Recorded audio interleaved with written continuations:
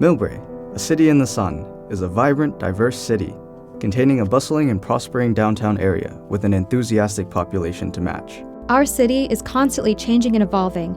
New businesses are popping up, and old stores are packing up shop. People migrate in and out, new buildings and flashy new signs are erected. Millbrae as we know it today is different from the Millbrae 5 years ago, 10 years ago, and even 20 years ago. Those years may be gone, but we will always remember them and what Millbrae means to us. In collaboration with Millbrae Historical Society, Millbrae Community Television is proud to present the Millbrae Oral History Project.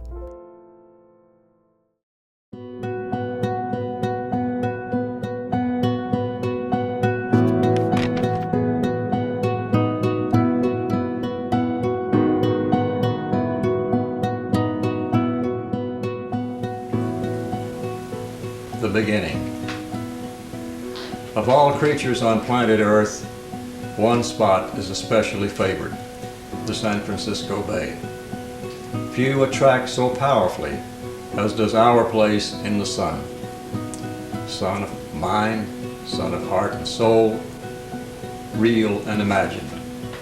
Yesterday, today, and tomorrow. Millbrae's wondrous touch on earth can be felt, not captured. Its history lives best in the eyes of all who have seen and all who will see. Our special task is to pass it forward.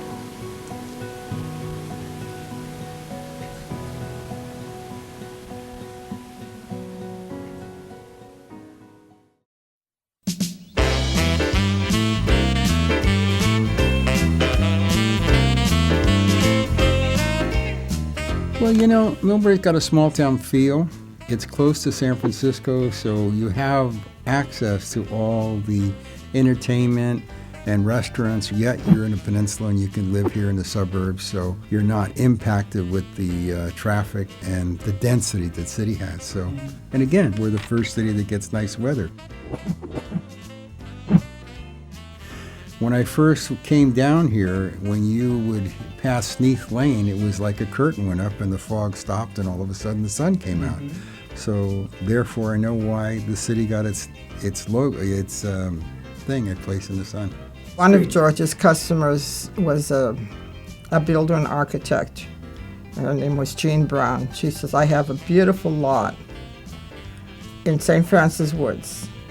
I'd like to build you a 2,400 square foot house for $24,000 on 1/4 acre. I said, Jane, I don't want it. I don't want to live in St. Francis Woods in the fog. And she looked at me like I literally had two heads. Who wouldn't want to live in St. Francis Woods? So she begged George to have me reconsider. I said, no, I want to live in the sun. I don't care how small or how big the house is. I need to live in the sun. One of the hazards of being raised in Millbrae is that you thought that these beautiful clouds that came over the hill that you saw every day and the smell of chocolate from the chocolate factory at lunch was something that everyone experienced. And when you move away, you realize how blessed you were.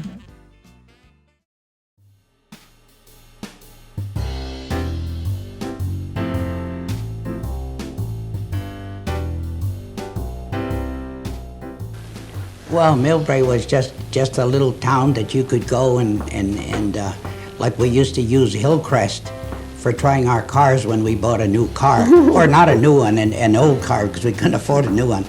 So we used to go up Hillcrest. There were no stop signs up there. So if it made it up in high gear, we thought, boy, that's a good car, buy it. So I remember that the cops, they weren't too, I never got caught anyway, we put it that way. I think the population was about 3,500 people. There was nothing on the north side of Taylor, and on the south side was the Mills Estate from Millbrae Avenue. So there was just open space all around and mostly up on the hills. When we lived up on Fairview Place, the builder built the entire cul-de-sac, and it goes down to Lomita back to school and goes down to the left to the park. It was there were about 29, 30 houses on that block, and we knew each other to the point where we were very closely knit, and if anybody went out and saw a strange car approaching, or, which is a rarity. But we would have Christmas parties at one another's houses, and we would share a lot. And being even as younger than that, it was a long time before we were even allowed to walk to the store by ourselves because you had to cross the railroad tracks. The men in the area where we lived dug out at Hillcrest. They dug out the road there and made steps for the ladies to be able to get over the tracks easier. And there was the streetcar tracks then too. You didn't just have the one set of tracks, you had two set of tracks to watch out for. So as little kids, we were kind of contained more in our area. No telephones, that we had to use a little telephone booth that sat at the top of Lameda Avenue, and Ridgewood Drive was the only phone for anybody in the meadows. So all of us, like my wife, she got pregnant, I had to run down to that telephone booth and notify the hospital we were coming in, And what else?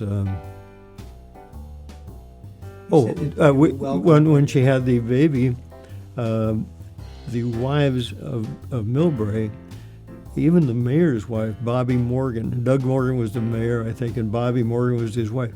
We didn't even know who she was or where it was, but we were invited to her home, and they threw a shower for my wife for our first baby. And they must have had 35 women there. My wife came home with just amazed. It's just so amazing that many people would accept you, and we'd only been here a year, It had very little. It's amazing what they have built since we were here. The only thing that they had that was of any really interest was the 16-Mile House. 16-Mile House was a stopping place for people that were coming carriages. They had their lunches there. That was a stop to go further south. And it's amazing because that's still there.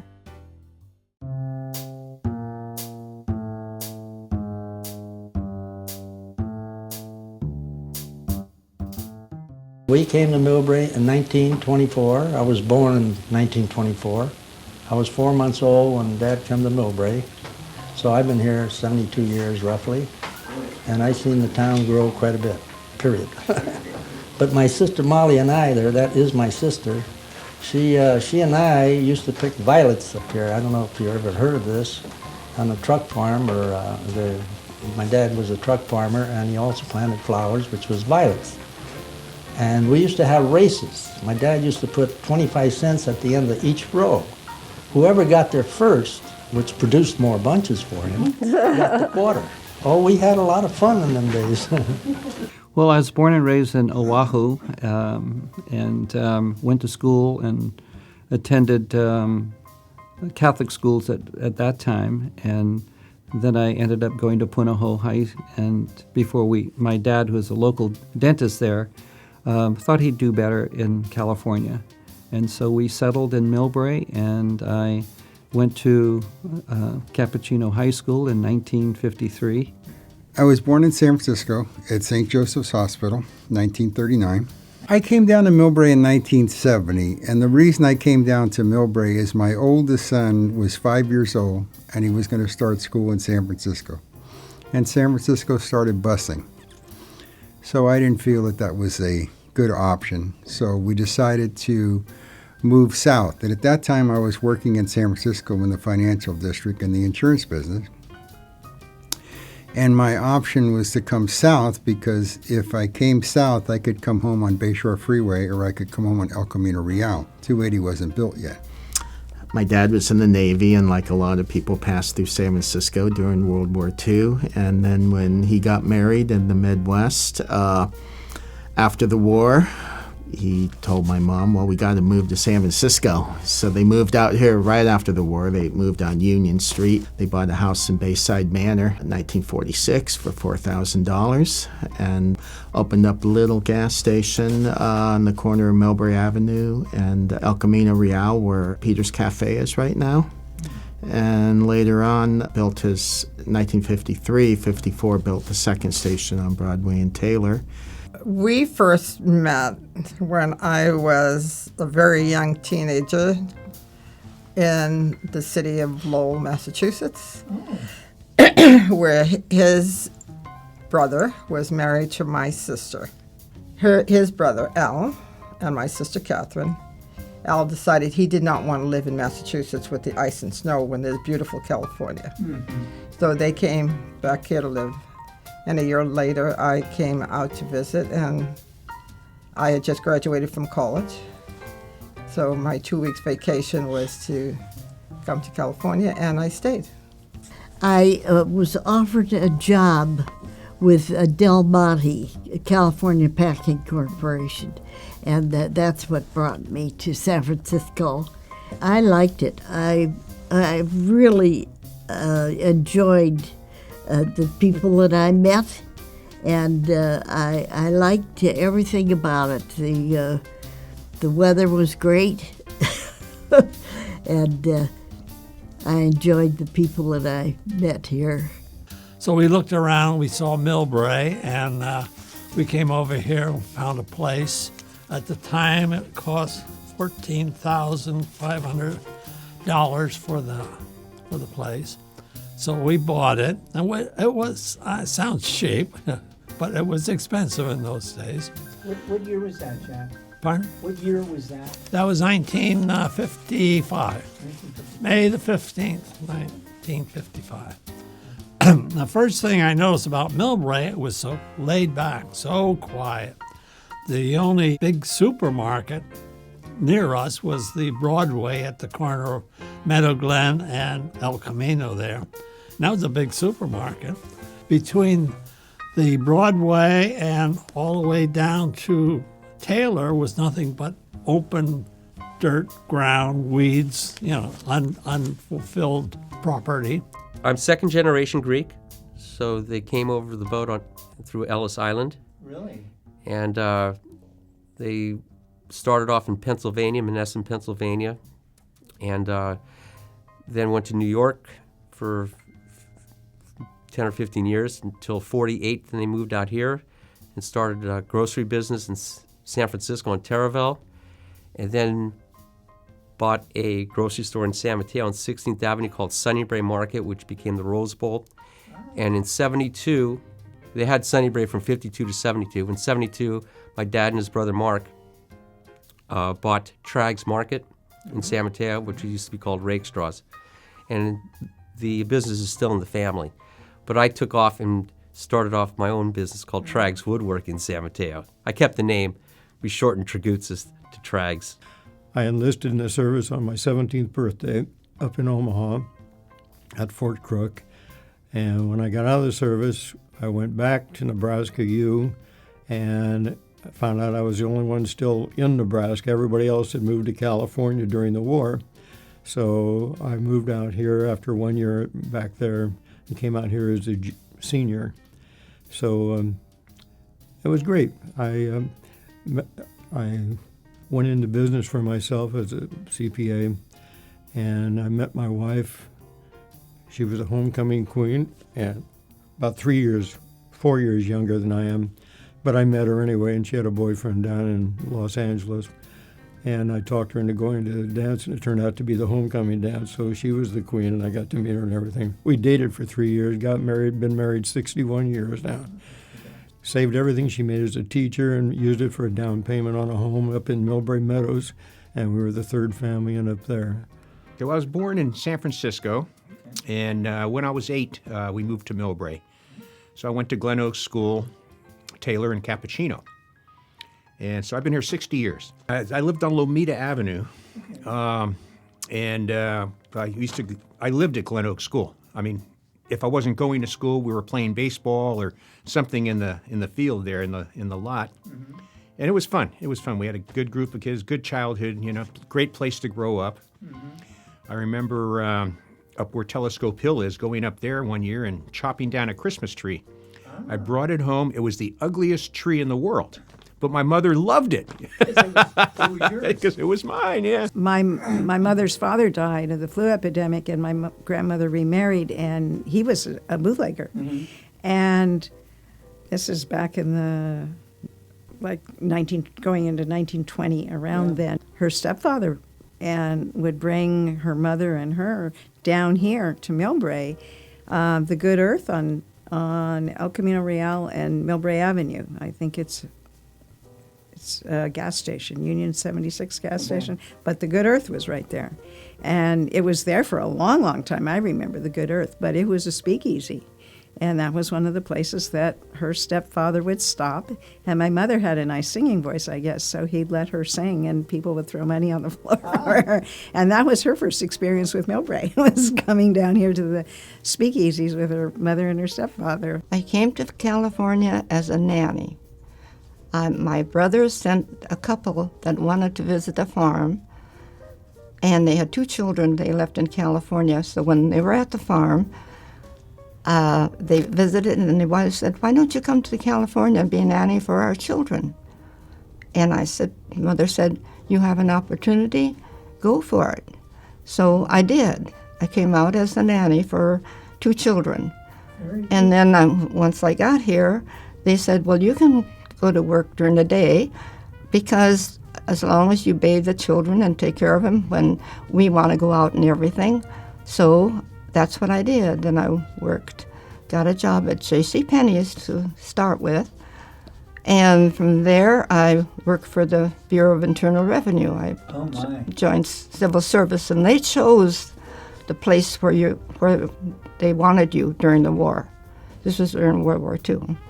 And that's how I came to California. Our son had allergies, the second child, real badly. And by then we had purchased a home in Colma. And the weather was so cool and things. So our uncle lived in Burlingame.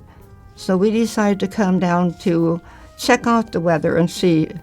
And when we did, it was very comfortable. So we moved from Colma to Millbrae, and he was much better. I came to work in 1957, is when I came into Millbrae on, it was that Monday morning on February of 57 that I started my job, which was the brand new, we call it brand new Park and Recreation Director. At that time it was Recreation. San Bruno was the first place we lived for 1 year, but they had the rule that you could only, if you worked in Millbrae, you had to live in Millbrae. So within a year, you had to get back into Millbrae, and then I moved in on Elder, and now and then from Elder, I moved over to Bayside Manor.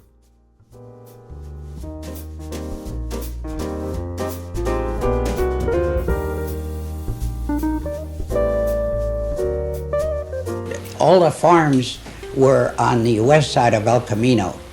And there was only, on a section that we lived at, there was only our farm and another, our neighbors, they grew carnation.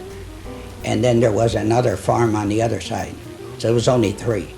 And it was pretty desolate, a lot of trees, and down below us was the, what was called the Millbrae Dairy, a big dairy, they're dairy cows. And so like I say, it was pretty, at night when you walked out, it was pretty dark.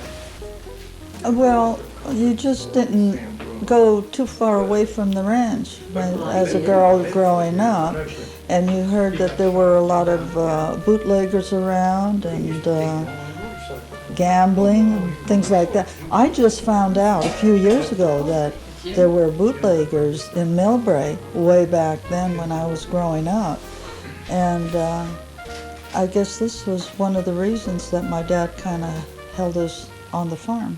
My parents moved there in 1919. Wow. And they lived there till they both died. I could go out my back door, walk across empty fields to the grammar school. And that's all it was. In those days, you went to the 8th grade. Everybody bought their milk off of a route. Sure. I can remember my father coming home driving a horse and buggy for home delivery. And he started out driving commercial in San Francisco, and then when he moved to Millbrae, he became a door-to-door delivery man. I remember the vegetable man coming. My mother would buy vegetables from the vegetable man, and I would look out my window. The window of my room on the house on El Benito had a spectacular view, and I could see down Hillcrest, and I could see that vegetable truck, horse-drawn, one horse, coming up Hillcrest, and I was always amazed that that horse made it to that kind of landing at Hillcrest and El Bonito. And then we would all rush down and look at the vegetables, and my mother would get her vegetables that way, and her eggs. He had eggs, and the milkman came every day or every other day, and the ice cream truck.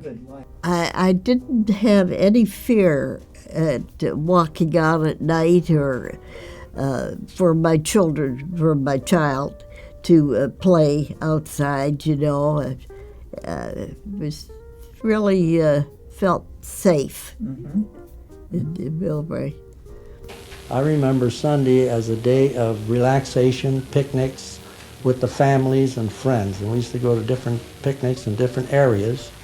In the summertime, we had our food, we had our drink, we had all the goodies. We played ball down there, and the parents would be dancing in an old hall up there with accordion and drum. And we kept ourselves busy, and we had fun. We worked hard, but we had fun. The policemen knew us, and we knew them in a good way. If we had a muffler that was too loud or we didn't make a complete stop, we would get scolded and talked to. I think they called my father once, but it was that kind of closeness, you know. It wasn't mean, it was protecting us. We found a house on Vista Grande, another view house. We had a view house in Colma looking over Lake Merced. Oh, my. And then so we wanted another view house. The kids loved it because when we got here, there were no homes in Millbrae, the Highlands.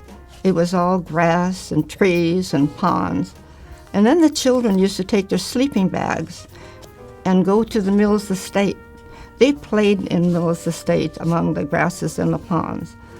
And one day I came in the house and I heard this, there's giggling that wouldn't quit in my kitchen. And the door was shut, and my kitchen door is never shut. It's always open. I opened the door, and it looked like my kitchen walls were moving. There were little tiny frogs just hopping all over. Yes, they brought them, and I said, okay, now you've had your fun. Take them back where you got them from. Take them back to their parents. Oh, sweet. You know, at the time when I first came down here, Mills Estates, a lot of the homes were owned by Qantas. Qantas Airlines had about 30 homes in Mills Estates, and when we first came down here, we were in the Newcomers Club, and many of the people that were in Newcomers Club were Qantas employees or executives from Qantas. And they provided housing for these people, and they kept those houses for about 10, 12 years, and they finally sold them off one by one. We always went to the church, but when my daughter was born, the neighbors came and put a big sign, "It's a girl." We were very, very close to our neighbors. I mean, we visited like for coffee in the evening, or who's going to buy the donuts? 3 nights a week we'd have donuts and coffee at my house or one of the other neighbors' houses. It was a neighborhood. All the children were born about the same time. We used to walk the streets with our strollers, you know, talking, or for me and some of the other ones, race through housework in the morning and go across the street while the children were in school and have coffee and race home and whatever. My neighbors were wonderful. They did. They had barbecues, you know, and it was a very nice place to live. You know, we didn't have a telephone. Oh. And we certainly didn't have a wrist phone. If we have a question now, we ask one of our kids, and they talk to their wrist and give us the answer. But I can remember kids coming up and standing out in front of the house. They wouldn't come up and ring a bell or knock on the door, but for my brothers, particularly Lloyd and Bert, they would say, "Hey, Larson," out loud enough. And if you wanted to talk to somebody, you usually just walked over. Go over and talk to them. On weekends, we'd either have a big gang of kids at our house or at somebody else's house, and they'd all eat lunch there, and nobody worried about anything. And by the time it was dusk, then they'd come home and have dinner, and everything was fine. But it was just a wonderful life. It's kind of a Andy Rooney type life, you know. I just couldn't have found a better place. As the girls got older, they called it mildew because there wasn't enough excitement there for them, you know. But they still look back with a lot of fond memories of their. I remember asking one of them. She said, "I always remember getting the cardboard and going up on these hills and sliding down the hills with them. You know, that was so much fun."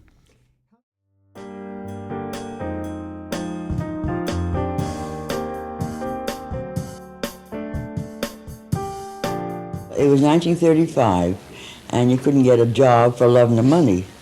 And Peter, who was a graduate of Oxford University, couldn't even get a job breaking leaves on the Mills estate. It was very bad at that time. But I had a job, and after 2 years, we started the Millbrae Sun, because I was getting tired of walking back and forth. You know, we had to walk from Elder Avenue down to the railroad station. You got off in San Francisco and walked another 8 blocks, so it made it a long, long day for me. And my husband wasn't a great cook, so he would me to cook. So we ate, everything was kind of discommoded, so to speak. Since he'd had the training, he decided to start the paper, and I learned to set type by hand, and he put a little linotype machine in. We started from there. We had Oscar Werner. Remember Oscar Werner? Well, we had a headline then. He had a duck. And the Bank of America opened a branch on El Camino in a storefront, and Oscar Werner had his duck come in and make a deposit. That was one of the headlines. We kept track of everybody, their kids, their grandkids, their birthdays, the births, down to the deaths. We had a chronology of the whole city. It was a history of the city in the Millbrae Sun. My mother was the type of person that if I wanted a nickel, she'd say, go pick beans or violets. She never gave me any money, which was the best thing that ever happened to me. But I can still remember back when I wanted to buy my first car, I needed $75. So I asked my mother, I says, Mom, I says, I'd like to buy a car. Fine, that's great. She says, you can take me to see all the relatives and everything. And she says, when are you going to get it? I says, well, I need $75. Go pick beans. That was it. It took me another 3 months to get my $75. You wanted a nickel, well, you had to go out and work for it. I was very fortunate because we lived next to the Green Hills Country Club, which is today the golf course. My dad had the farm all along the east side of the golf course, fence line, and he had always 2 or 3 workers that used to work for him. And these men, they used to pick up golf balls. The people that play golf, they would hook it out into his farm. Well, these men would be up there hoeing or picking another crop. They'd find 2 or 3 golf balls every day, and they'd give them to me. So on Saturday night, I would get my soap, water, and polish these golf balls up real nice. And Sunday about noon, after we got through working, like Joe says there, we work half a day on Sunday, I'd go up on the 7th hole, and I'd lay them down like eggs, and I'd ask the fellas if they want to buy a golf ball, and they used to come over and pay 2 bits or 3 for $1 and make $4 or $5, which was a hell of a lot of money them days. So I always had a couple dollars in my back pocket somewhere because of that. Not because of the farm. We didn't get that much. Airlines were only about 3 miles away. We had a lot of people here, residents, who worked for the airlines. American, United, Pan American, even Qantas. People either bought, rented, and lived here from there. And it was very quiet, and people were mostly blue-collar workers, although there were a mix among everybody. There was the real estate and the bankers and the storekeepers, and but it was very quiet. But there was a lot of kids. We had kids all over the place. Families were big. They had 4, 5, 6 kids, you know. It was fun, especially times around 4th of July and Halloween, things like that. Mm-hmm. We had more fun. Our kids had great fun doing all that.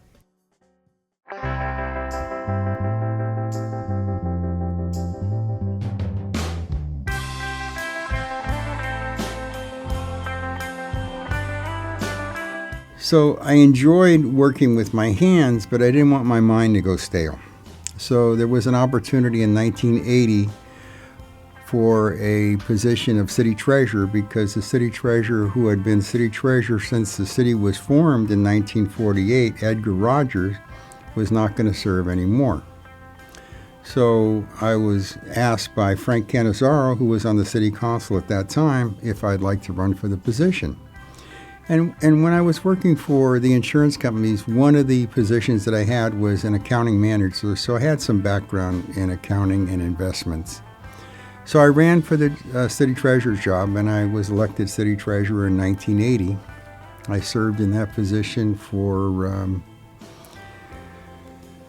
19 years, and then after that I served on the city council for 16 years.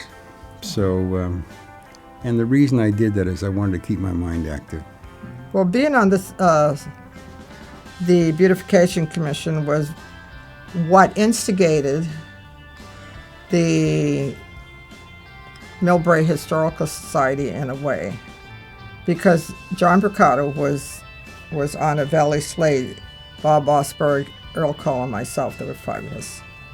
And we had words, so to speak, with the mayor at the time, Jim O'Connor, who we wanted to save the 16 Mile House and wanted to save the Millbrae Museum building also. And he thought we were, overstepping our bounds of what the Beautification Commission was. And then we did do a lot of tree planting and stuff for the city. John had an in with a lot of the city people because he worked for the City of San Francisco Water Department. Oh. And that's how we got to save the Millbrae Museum building, because that was actually owned by the City of San Francisco. They used to house their person who worked for the water department, because we get water from the city, and they housed them there for a long time. And then, of course, they stopped. Then it went into just repair. Yeah. I remember the fire department when I was in the office there. We had a big fire department. They had a tanker truck, a pickup, a car, and sometimes 3 people on duty. And one of my jobs, the first thing was, because my office was in there, is pull the alarm and call the volunteers in. And then the second part of my job, once that was done, is call San Bruno and Burlingame to tell them to stand by or send a truck down here and stand by. Then go out on the fire. The interesting thing is now everybody has some kind of a contract. I help you, you help me, I pay this, you pay that. Those days it was, hey, I'll give you a hand whenever I can. And so I was here when I was a volunteer when they got the first fire truck, the classy one, with all the pumps and everything. Because all I had was a big tanker, and when the water was going on that was gone.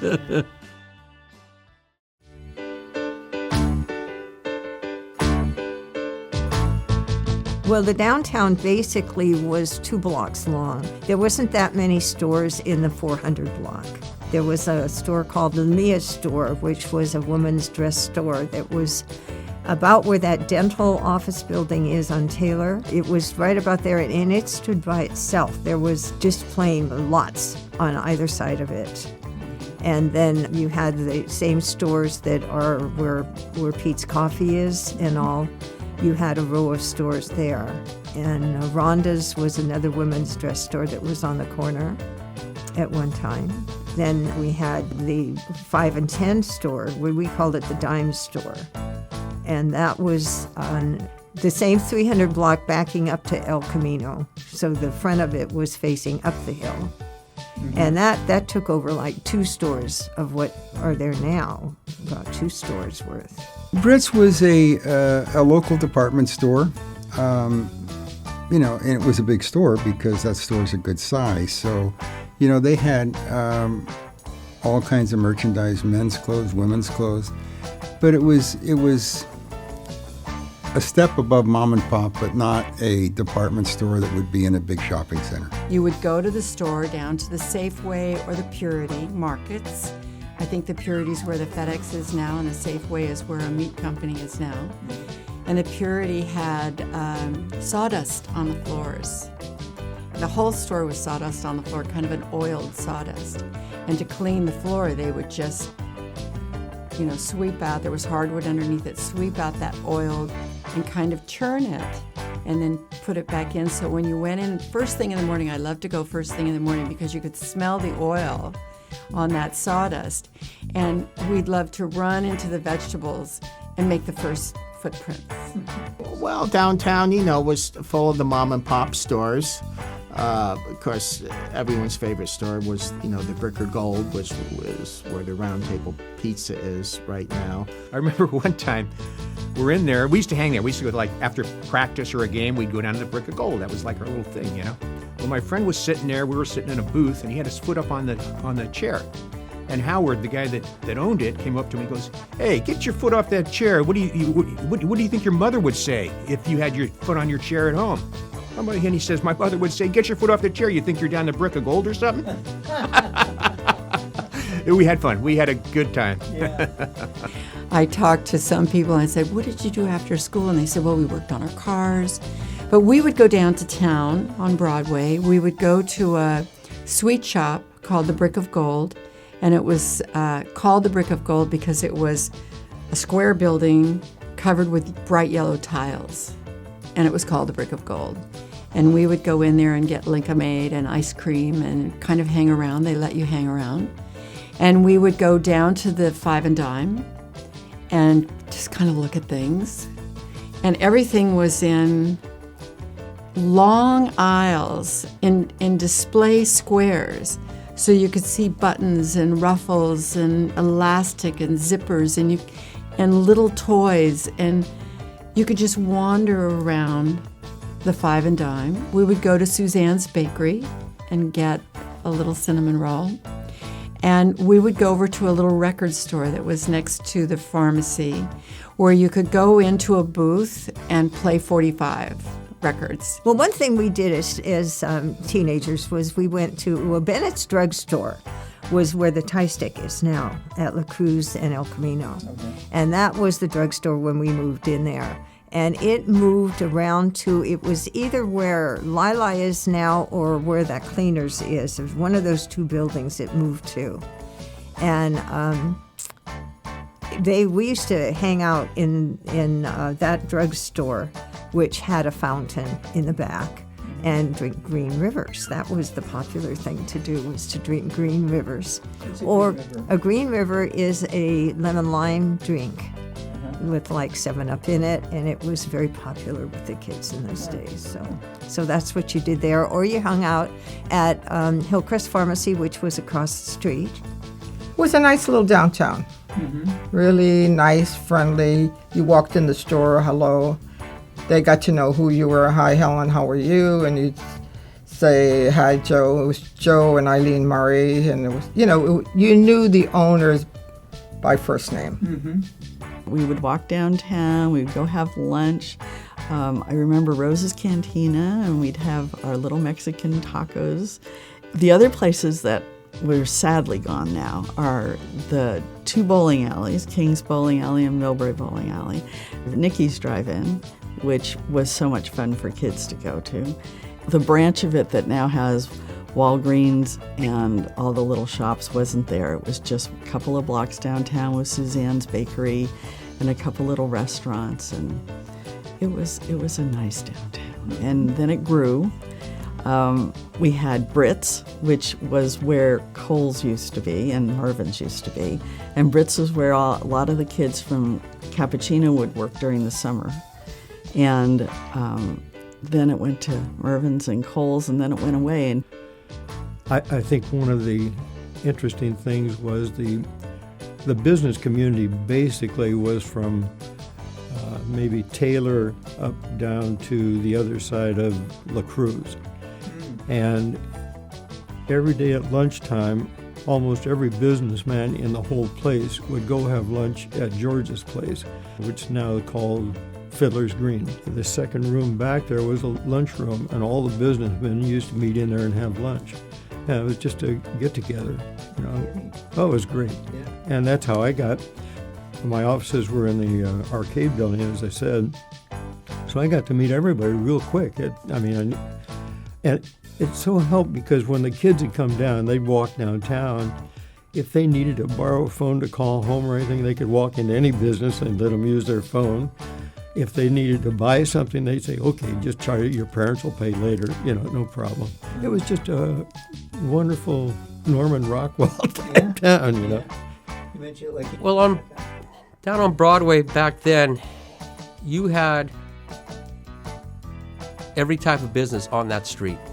You'd have a hardware store, you'd have a barber shop, you'd have a nail salon, a women's shop. You had, you know, Britt's department store back then, which is now, well, became Mervyn's and on and on. But a lot of diverse businesses back then, whereas now I think it lost that flavor.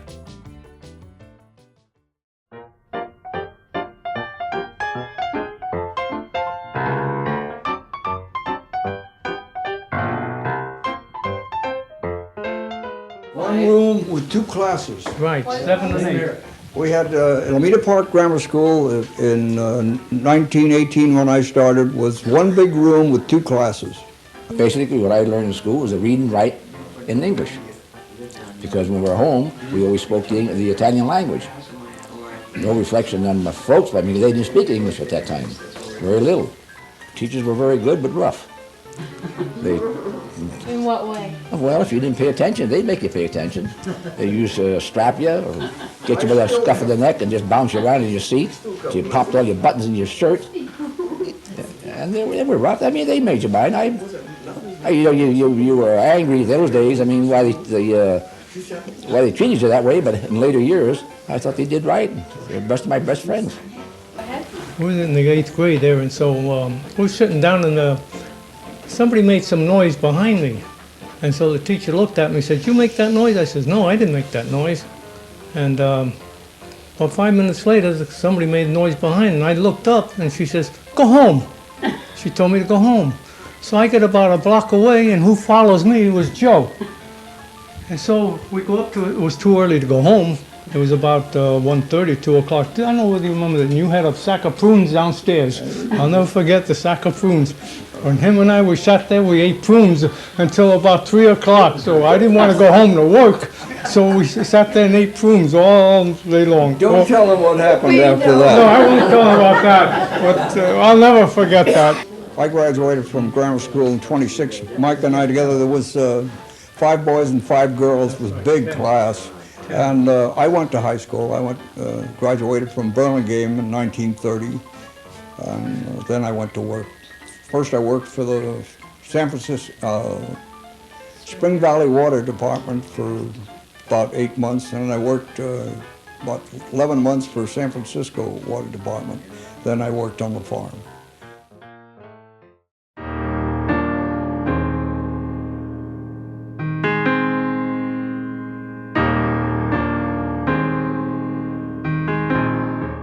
I just took care of the children until they were in school. My husband believed that mothers should be home. And so and then of course we had the business manager, Mr. Klein, live across the street, and he saw me work in my yard and everything. So he came one day and he said, "How would you like to start a snack bar, a Taylor for us?" And that's how I started a snack bar at Taylor. I ran a snack bar for about, I think, 2 years until I was really comfortable with it, and I went back to college and got my teacher's aide certificate. And from then I transferred into being a teacher's aide at Taylor, and I was there 24 years.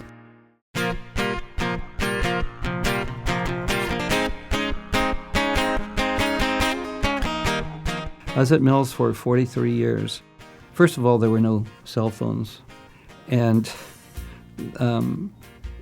the students there were so spirited. They when we'd have rallies, it was frenetic. It was really a lot of energy, and we had numerous players that would. They were also scholars. They were scholars and also great athletes. and as the years went on, sports was not as much of a passion as it was for academics. And I know we go to school first to get an education, but that was a real change.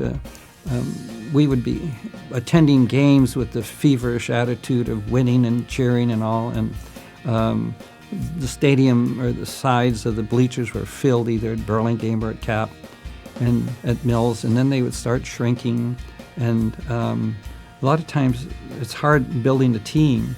So that was one change I noticed.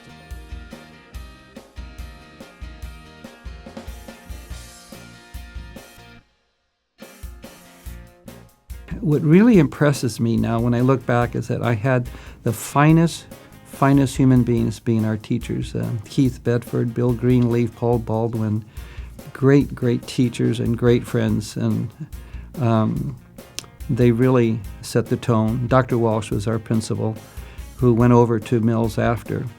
My stay there was from 53 to 56.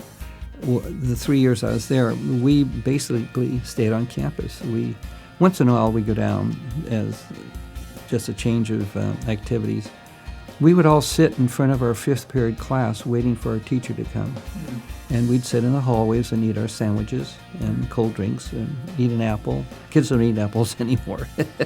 Our class was 325 students, and I had the honor of being one of the speakers. Our graduation was, we worked very hard. We made $5,000 to promote the entertainers to come to our auditorium in our gymnasium, and we had tables around. It was an elegant evening, and it was, the parents cooked this one great dinner for us, and then the morning they cooked us made a beautiful breakfast for all of us. So it was a lot of parental and adult supervision. Yes, we got our hands slapped a little bit, but that's not allowed anymore. But no, not really.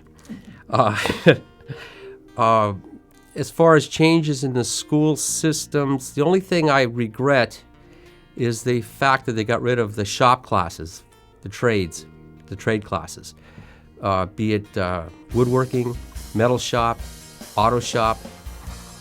And the kids nowadays can't have hands-on in high school just to see if they are able or like to do that. I took woodshop, and I have now been a custom woodworker in San Mateo since 1988 by myself. And I give a lot of credit to Mr. Wilkins, my woodshop teacher at Cappuccino. And I'm enjoying my work. It's like a professional hobby.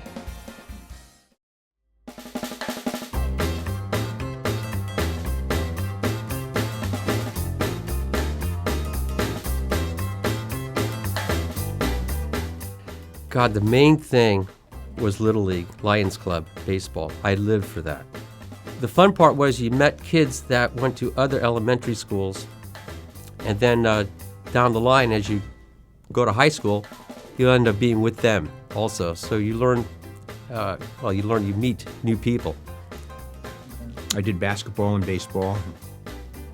We used to have, when it's now the Millbrae Lions Baseball League.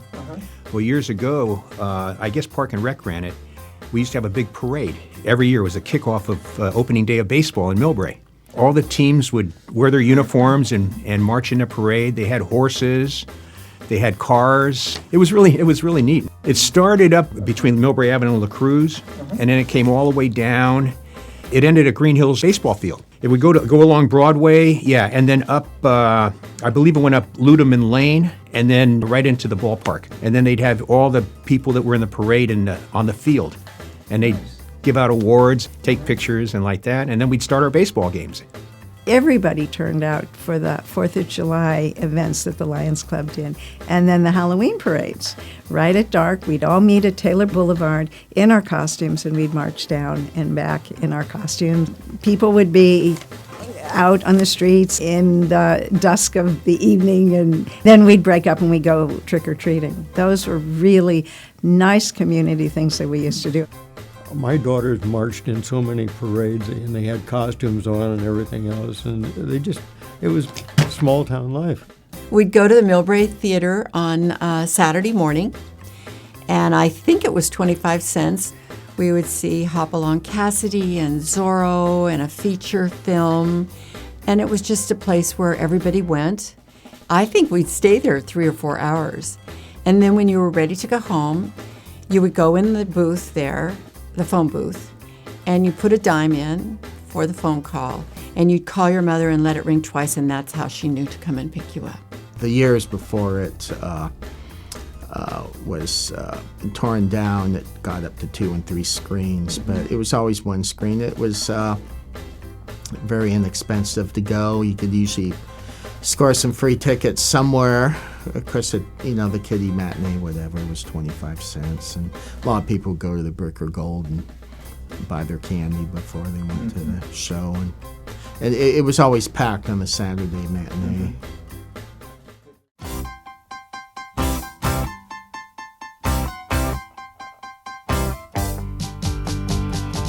Well, now, as a 5-year-old, I'm remembering this, but I'm remembering also my parents talking about it, and my sister remembers it too.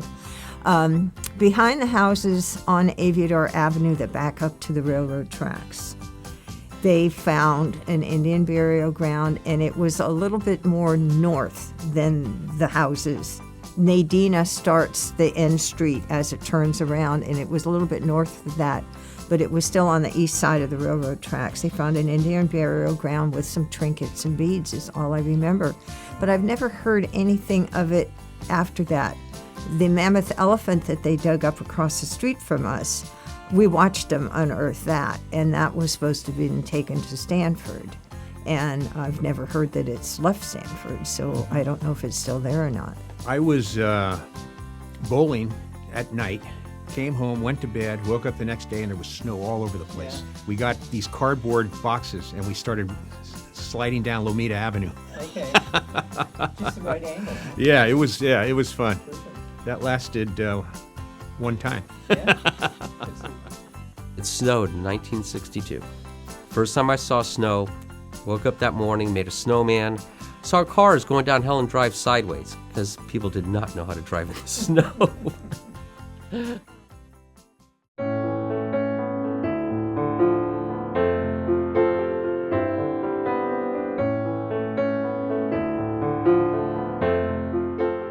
I met my husband at one of the lakes. Oh, the kids used to go up there. There'd be signs around that would say no trespassing.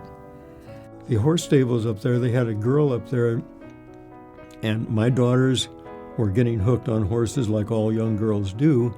So we made a deal with the gal. We'd pay her to teach them to ride, but we didn't tell our daughters that. Our daughters were told that if they cleaned the stables and curried the horses and everything and kept them up, that she would give them the lessons for free. They'd rent horses, and you could go up in the Mills estate, and in turn, going through underneath there was just always muddy and just a muck. To get once you got across, then you come up out of the thing. But that way, the horses and the cows, they would move the cows back and forth. The entire Mills estate was tiered. It was gray gravel all the way up, and it went all the way up to the 280. And people would go and shoot rabbits there or whatever, and it was that wild and that open. When you crossed Millbrae Avenue into that estate, it was magical. To see a home like that was just amazing to me. Of course, there was nothing like that I had ever seen except in, picture books of where Cinderella lived. I think people knew that there wasn't much they could do about it, but I think we had this fantasy that the house wouldn't go. And then when the house was on fire, when the fire began, people knew it because you could hear the sirens. And I think the main siren in Millbrae went off. And we went over there. People walked over there and watched that fire, and people were crying. It was very emotional, and everyone was convinced that the developers set the fire. There was nothing. The topography was not the same. There were no trees. There was absolutely nothing up there. Everything was leveled and moved around. Today I could not, for a few places, I couldn't take you back there and show you where particular things were. Because they cut out the dams and the fort and the 3 bottom lakes and covered the other one up in the top, and it was all gone. But nobody ever knew who said it or anything. You're not going to say. Huh? And you're not going to say. But it wasn't being used anymore. It was really a beautiful place.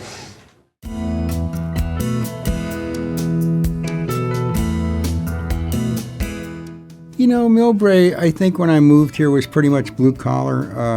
What I saw was a lot of Italians and Irish that were moving down from the city. My wife's Italian, 100%, born in Italy. I'm half Italian and half Irish, and it seemed to be a migration of the Italian and Irish leaving the city, coming into the suburbs. So the majority of the people that were newcomers with us and we met in bowling leagues and stuff like that when we first got started were pretty much Italian and Irish. Obviously, you have a diversity that we didn't have before. I mean, I think the town was probably 85% Italian at that time, and it just gradually has changed, and I think it's good. I think that's good. I think it was. Both of them were good. We enjoyed the Italian atmosphere because everybody loved Italian food, you know, and the sense of humor and stuff was so great. But what do I like the most? It's hard to say. I love the town. I love the fact that it can't get any bigger, for one thing. You know, I like the limits are on. The only place we can go is up at this point. And there's so many old-time friends that I've still got around that I see, like Alma and her brothers, Armando and Bruno. You know, there's just, you run into them, and it's like lighting up your life again. It just feels so good to see them. From the day we moved here, we felt like we belonged because people, they came over with a welcome basket. Oh, we baked you a cake. Welcome to the neighborhood. I have to say I enjoyed what we had. I still enjoy what we have. We're still here. It's just different.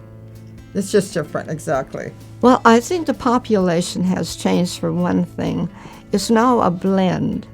And it's nice because now I think the greatest thing that I enjoyed working for the public in Mervyn's and in Brits were people. I love people.